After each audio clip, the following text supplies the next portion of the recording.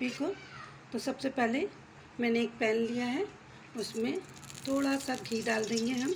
आप चाहें तो देसी घी भी यूज़ कर सकते हैं, मैंने रेगुलर वाला घी लिया है। घी को अच्छे से गर्म कर लिया है। अब मैंने थोड़े से ड्राई फ्रूट लिए थे, ये मैं इसमें हल्का सा रोस्ट कर लूँगी।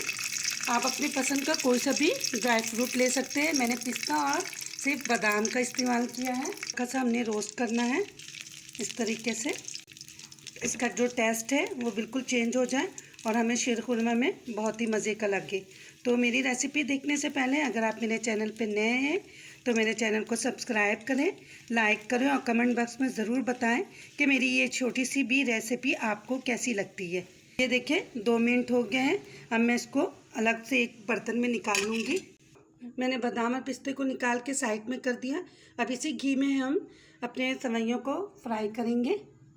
देखिए मैंने सेवइयाँ जो ली हैं ये बैक पलर वालों का लिया है, खुली सेवइयाँ भी यूज़ कर सकते हैं। तरीके से हम घी में डाल के रोस्ट कर लेंगे हल्का सा, ताकि इसमें वैसे भी ये रोस्ट किया हुआ होता है, लेकिन थोड़ा सा मैं घी में इसको रोस्ट कर रही हूँ ताकि इसका जायका जो है थोड़ा और भी बेहतरीन हो जाए और मुनफरिद हो जाए।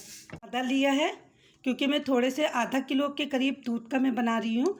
आपको जितने दूध का बनाना है तो आप उस हिसाब से सेवइयाँ इस्तेमाल करिएगा।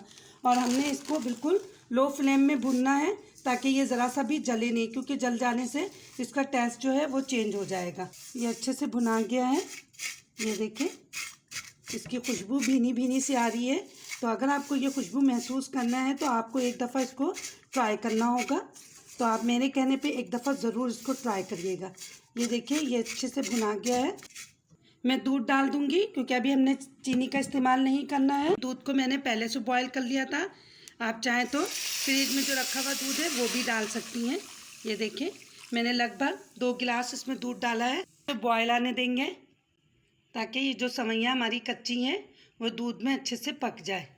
इसमें एक अच्छे से बॉयल आ चुका है। अब मैं इसको 5 से 10 मिनट इसको अच्छे से पकाऊंगी ताकि हमारी सेवइयाँ जो है वो अच्छे से गल जाए, और इसको बिल्कुल लो फ्लेम में हमने पकाना है। शीर खुरमे में खसखस बहुत पसंद है, तो मैंने 2 स्पून के करीब खसखस को भिगो के अच्छे से धो लिया था। अब मैंने इसका, आपको पता है कि इसमें गर्द गुबार बहुत होता है, तो इसको आपको धोने का तरीका अगर नहीं पता है तो मैं आपको इसकी रेसिपी शेयर करूँगी आप लोगों के साथ। ये इसमें डालकर इसको अच्छे से पकाना है हमने।